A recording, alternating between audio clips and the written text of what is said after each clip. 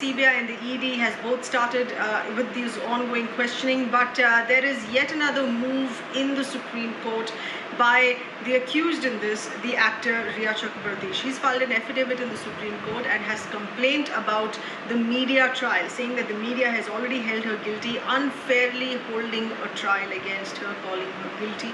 While seeking protection from the court, Rhea has claimed that she was being made into a scapegoat ahead of the Bihar election.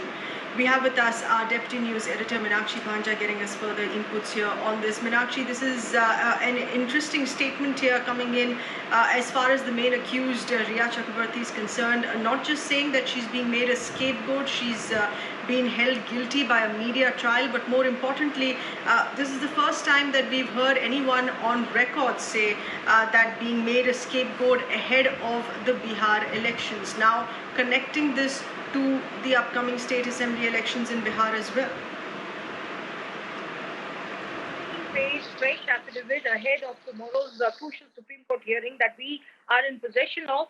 And like you rightly mentioned, Sahir, for the first time we're seeing Rhea Chakrabarti train guns directly at Bihar Chief Minister Nitish Kumar. She's saying that this FIR lodged by the Bihar police was specifically done so at the behest of Bihar Chief Minister Nitish Kumar. Not just that, she's saying that the timing of this interest of Bihar police is completely contingent on the impending assembly polls which Bihar is headed towards. So she's alluding to the chief minister looking to seek political mileage out of this whole thing. The other important aspect that Rhea is dwelling upon in this FIR is how she's saying that this entire exercise is a part of sensationalization. She's pointing fingers at the media, saying that she's been already given a guilty verdict as a result of trial conducted primarily by the media. And very importantly, she is agreeing to a CBI probe if it is ordered by the Supreme Court. But even then, she says it will be a court in Mumbai which will have jurisdiction and not any court in Patna. So, staunch opposition coming in from both, we have seen on earlier occasion, the Maharashtra government and also Rhea, as she had highlighted earlier in a transfer plea to Bihar police or the Bihar government having any jurisdiction whatsoever in this case vis-a-vis investigation and probe.